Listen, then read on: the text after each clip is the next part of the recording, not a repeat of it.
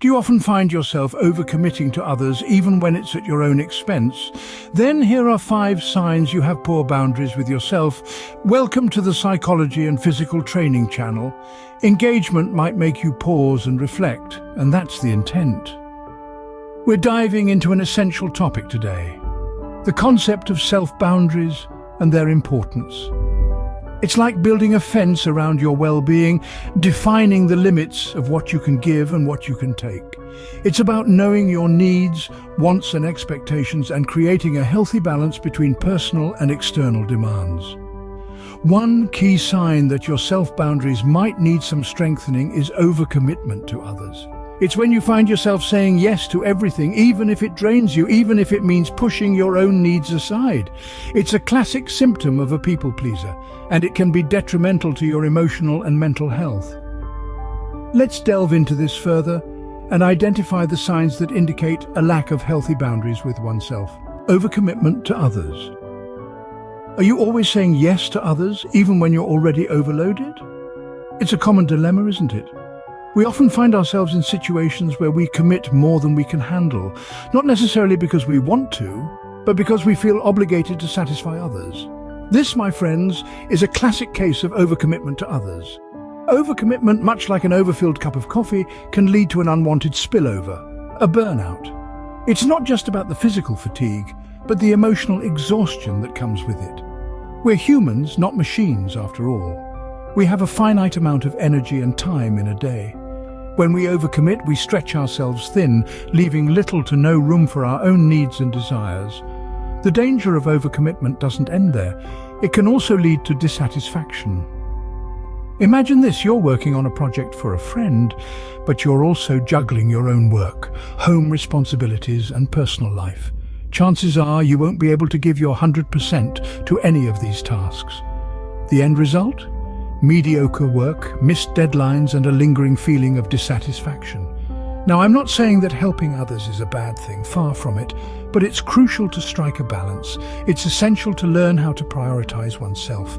You're not being selfish by doing so. Instead, you are respecting your own limits and ensuring that you can give your best to any task you commit to. So how do you do it?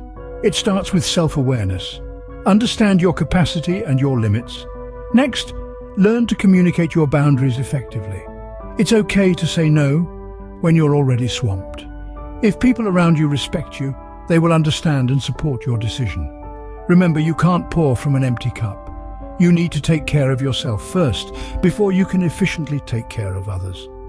Overcommitment might seem like you're being helpful, but in the long run, it's neither beneficial for you nor the people you're trying to help. Remember, it's okay to say no sometimes. Your time and energy are valuable. Attitude of self-neglect. Do you often put everyone else's needs before your own?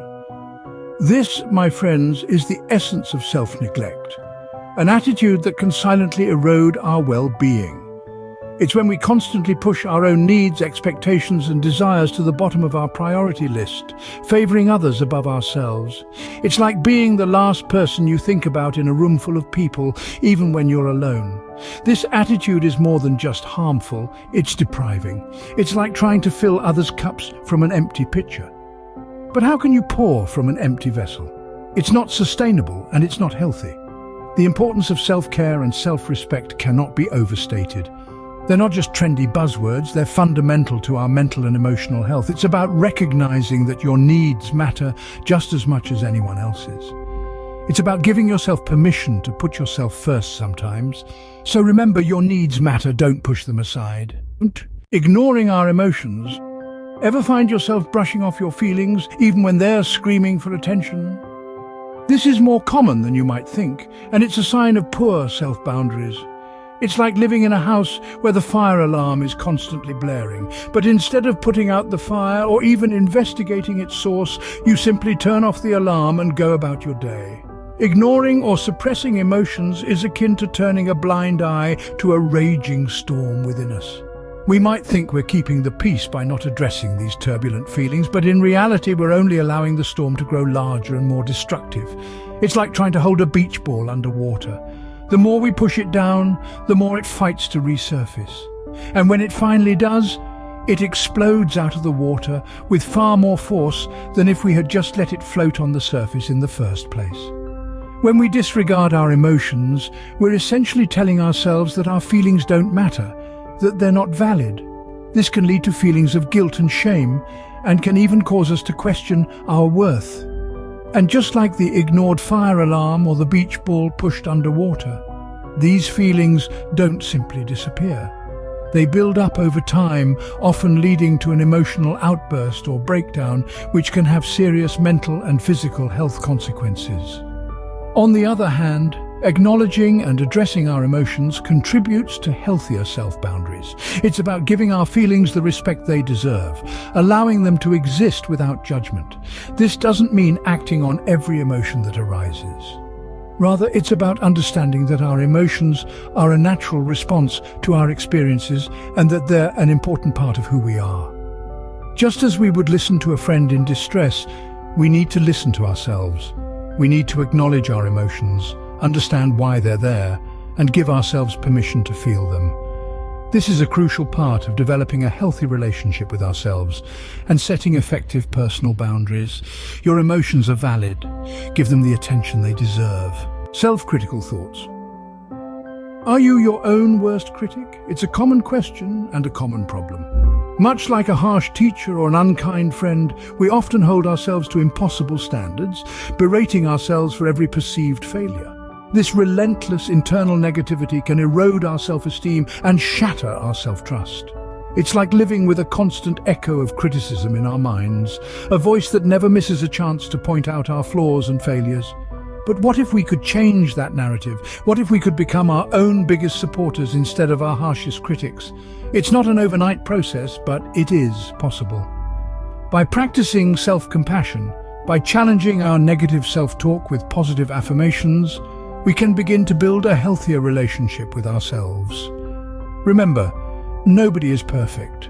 We all stumble, we all fall. But it's how we talk to ourselves in these moments that truly matters.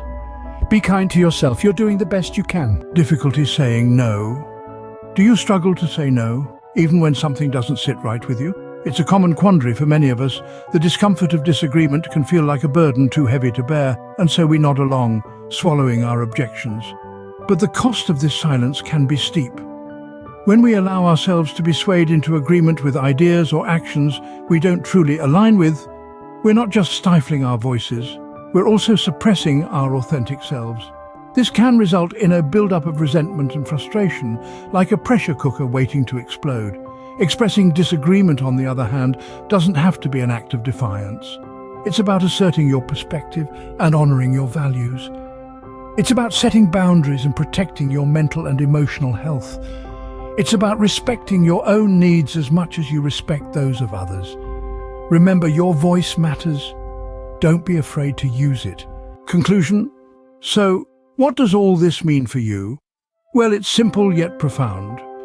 You may have identified with one or more signs we've discussed: overcommitting to others, an attitude of self-neglect, ignoring your emotions, self-critical thoughts, or difficulty in saying no. These signs serve as indicators that you may be struggling with maintaining healthy boundaries with yourself.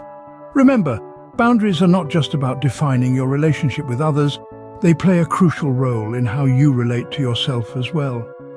They are meant to protect and preserve your mental and emotional health, to ensure you don't burn out, to encourage self-respect, and to foster a balanced life. Don't let the fear of displeasing others or self-criticism erode your boundaries. It's okay to say no, to prioritize your needs, and to address your emotions. You are your most important commitment. Take care of yourself, set healthy boundaries. You deserve it. And if you like this video, do not forget to subscribe and follow the Psychology and Physical Training channel for more videos. Thanks for watching.